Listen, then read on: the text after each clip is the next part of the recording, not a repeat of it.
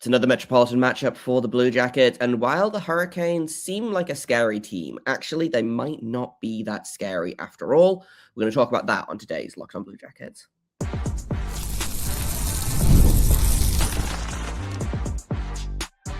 You're Locked On Blue Jackets, your daily podcast on the Columbus Blue Jackets, part of the Locked On Podcast Network, your team every day.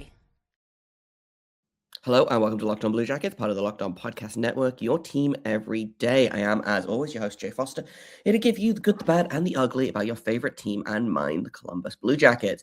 Before we get things started, I want to thank everyone for making this your first listen of the day every single day.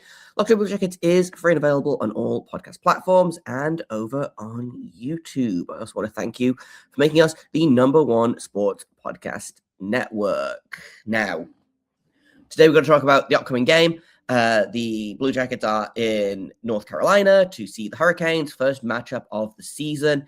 The Hurricanes, I feel like the Hurricanes are typically a pretty good team against the Blue Jackets, but also sometimes the Blue Jackets have really had their number. So a tough one to predict. Blue Jackets need to win though. So that's what we're going to talk about. Like you have to win. You have to get at least a point. Well, no, you have to get 2 points. You can't come out of this game with 0 points, but you need those 2 points, right? 1 point would be fine, but disappointing, I think, especially because it would give them 2 points. But if the Blue Jackets get 2 points in this game, they move up the standings, they get a win against a division rival. I don't know that I would consider the Hurricanes a rival with a capital R, but, a team in their division that the Blue Jackets have not been very good against. Like I talked about yesterday, I don't know what the exact numbers were. Were they 2-5-2 against the Metro so far this season? Like this win would make them 3-5-2, which is still not great, but is better than 2-6-2 or 2-5-3, right? This is the Carolina Hurricanes. I don't know why that name is so difficult for me to say suddenly. The Carolina Hurricanes are a good team. Like straight up, the advanced stats say it, the regular stats say it. They are not the powerhouse that I think many people thought they were going to be this season, right? They picked up Nikolai Ehlers as a big free agent. They made that big trade for Keandre Miller, who looks like he's fitting in just fine for the Hurricanes. Took Ehlers a little bit to get going, but he's kind of picked it up. I think, and I chose them to basically run away with the division. As it stands, they're keeping pace with the Washington Capitals, who are currently leading the division. They are, I believe, 4 points above the Blue Jackets, which, I don't think it's like a super useful. I know that I keep talking about division standings and points and whatnot, and I don't think it's super useful. They are 3 points behind the Capitals. Actually, the Capitals are on 39 points. But the Eastern Conference and the Metropolitan Division is stupid. So bottom of the division is the Columbus Blue Jackets with 32 points, and then second in the division is the Carolina Hurricanes with 36 points. So, like, again, a regulation win for the Blue Jackets tonight gives them 34 points, and it puts them 2 points away from being second in the division, a point away from being third in the division. Depending on, I don't know what other games are being played tonight, but it might put them into a playoff spot, depending on A, if the Rangers and the Penguins play tonight, and B, what those results are. The Flyers and the Devils are also in between the Blue Jackets and a playoff spot. So, again, lots of moving pieces. The Metro is stupid. We've talked about that. We don't need to continue talking about it. Let's talk about the Carolina Hurricanes. Sebastian Aho continues to be a really, really good player for them, leading the team in ice time, in points. Just a really solid, underrated player, I feel like. He's got 26 points in 28 games. Seth Jarvis, who might be one of my favorite players that doesn't play for my team, has got 24 points in 28 games, including 16 goals, which is kind of wild. Really, really fun player that they've locked up for an extremely reasonable amount of money. And then Shane Gostisbehere has 21 points in 19 games on the back end, which is genuinely very surprising to me. Because not that I thought he was washed necessarily, but he's a guy that's been around for a minute, has been to a handful of teams. He's 32 years old. So again, not like washed, but his career high in points is like he had a 65-point season in 2017-18 with the Flyers. And since then, like, hasn't gotten anywhere near to being almost a point a game. So he's over a point a game right now. Is it sustainable? I don't know. But that's definitely, that's a guy you've got to watch. And he's doing it with a very normal amount of ice time as well. He's playing under 20 minutes a game, I believe, he's on their second pairing based on ice time. So they've got Sean Walker and Keandre Miller both playing more. And then you've got Shane Gostisbehere, who's just kind of having fun and enjoying the game, it seems like, which is kind of wild. Hurricanes are going to be mad coming into this game. They just lost to the San Jose Sharks 4-1. Not a great offensive performance for them. Not a great performance on the back end from Pyotr Kochetkov.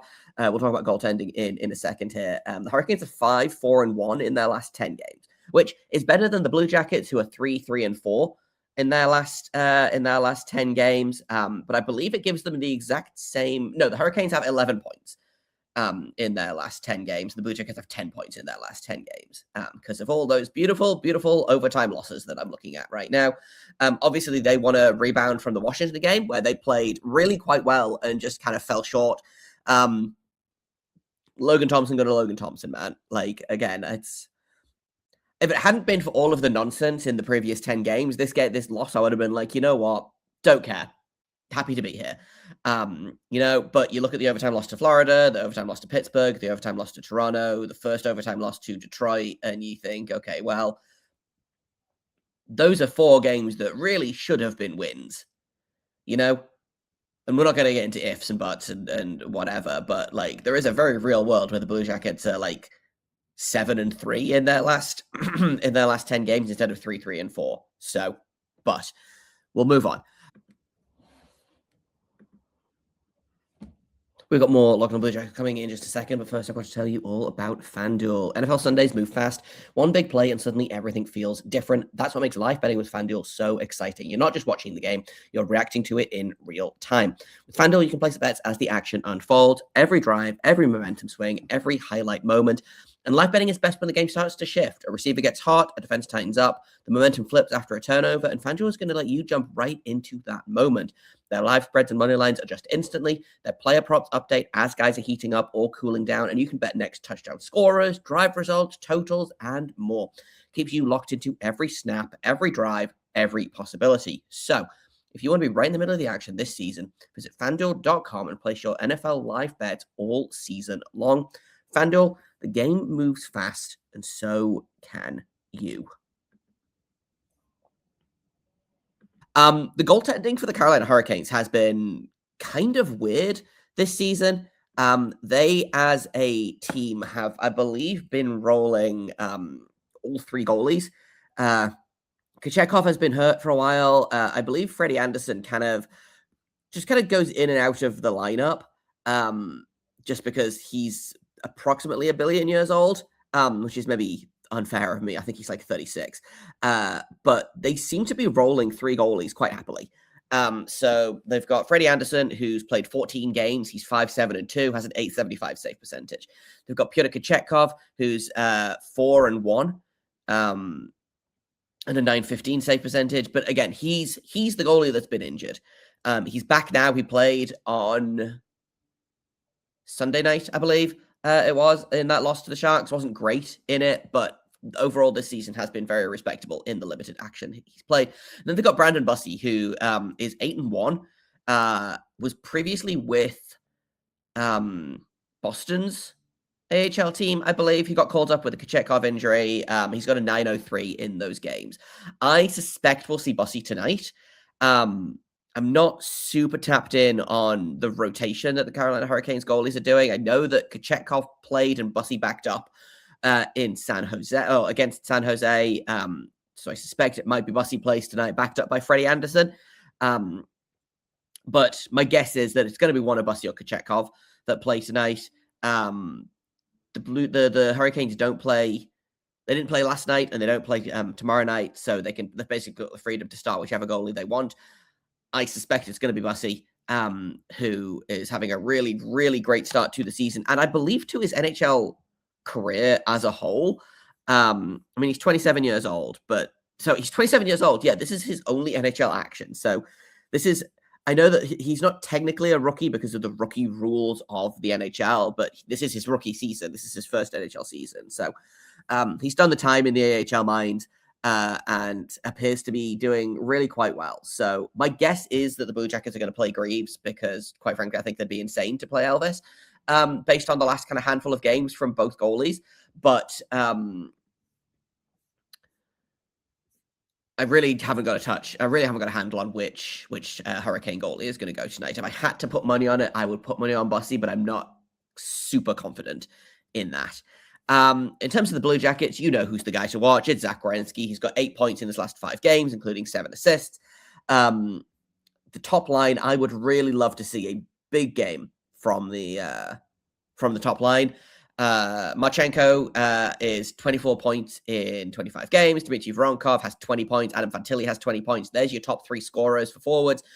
Obviously, Zach Werenski is leading the way. He's got 30 points in 29 games. So I'm just going to go ahead and pencil in like maybe a 2-assist night for Zach Werenski tonight based on his general level of play. But I really think that they could use one of those big games.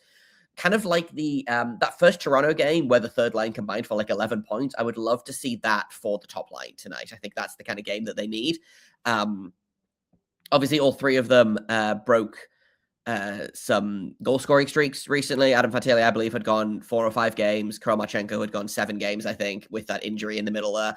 Voronkov, I think, hadn't scored in a minute. They all recently scored to get that kind of small monkey off their back. But I think those are the guys that you need to show up in a game like this, because you know that the Carolina Hurricanes, big guys, are going to show up. Like, Seth Jarvis is going to show up. Shane Gostisbehere is going to show up. Sebastian Aho is going to show up. The Blue Jackets need their big names to show up as well. Again, special teams, you have to win that special teams battle. They didn't score on the power play, but they did successfully kill all of the penalties. So a flipping of what it usually is. They've dropped to 21st in the league in power play based on that. I think they went 0 for 2 or over 3 against the Capitals, and they went like 1 for 4 against the Panthers, I believe. So a little dry-ish spell for the power play, but the penalty kill, after being very, very leaky, was much improved on Sunday against the Capitals. The Carolina Hurricanes are not great at either. They're 27th on the power play and 23rd on the penalty kill. So again, this is a really good opportunity for the Blue Jackets to win the special teams battle. The Blue Jackets are one of the better 5-on-5 teams in the league, but Carolina is also a really good 5-on-5 team. So if you want to be in with a chance of winning, I think you're gonna have to win the special teams battle. That's just kind of how it is.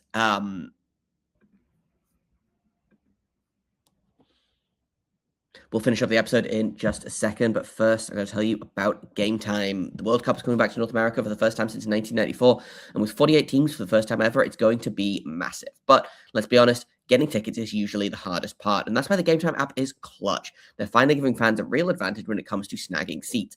With Game Time, you can track price drops in real time, get alerts when great seats open, and buy tickets the moment they hit the app. It puts the power back in your hands and makes going to the World Cup realistic instead of impossible. All you do is you pull up the app. The layout makes it so easy to scroll through matchups, compare seat views, just pick a game, pick a section, have your tickets locked in within minutes. There's no confusion. There's no hunting for fine print. There's no last-second surprises to check out. All of the fees are included up front, which I love. I hated when I would buy tickets on other apps, and I would get there and they would have added like 20 to 40% in fees at the checkout. I hated it. Game Time doesn't do that. It's great.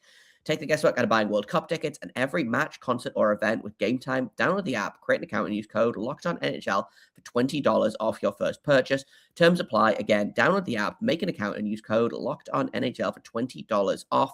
Swipe, tap, ticket, go. Game Time. Let's make predictions because I think that's all I wanted to I wanted to talk about. Like, Jet Greaves is probably going to start. I think I mentioned that already. He's got a .907 save percentage on the year after that monster performance against the Capitals that, quite frankly, he deserved a night for. So, assuming that they'll see Jet Greaves again, Elvis Merzlikins has struggled for a couple of games now. He'll get back in eventually, but I suspect it might be time to give the net to Jet for a little while, because we've seen that Jet can handle playing more than 2 games in a week. But giving Elvis 3 games in a row, I think, was a mistake. So I think we'll see Jet Greaves again tonight. It's a weird, slow December after a brutal October and November. So again, maybe this is a good time to rotate your goalies in. But I think the Blue Jackets need to win this game. And I think the best chance of them doing that right now is putting Jet Greaves in. So that's what I would do. I'm recording this at about 10 a.m. Eastern. So I assume as soon as I finish recording, we'll learn what the goalies are and who the goalies are. Just because of how time works. But that's my guess, is it's going to be Jet versus Bossy, which is a really fun goalie matchup, a goalie name matchup. But let's start predictions. Everydayers, you know the drill. Get your comments down below in the YouTube, or there's going to be a tweet going up probably as soon as I finish recording this. So before this episode actually goes live, I remember to do it. If you're new here, we are playing a game this season where predict the final score, including who wins, and pick an anytime Blue Jackets goal scorer. If you get one of those correct, you get a point. If you get both of them correct, you get a bonus point, so 3 points for getting both of them correct. And then if you correctly predict an overtime or a shootout game with the correct score, you get a bonus point on top of that. So potentially 4 points up for grabs here,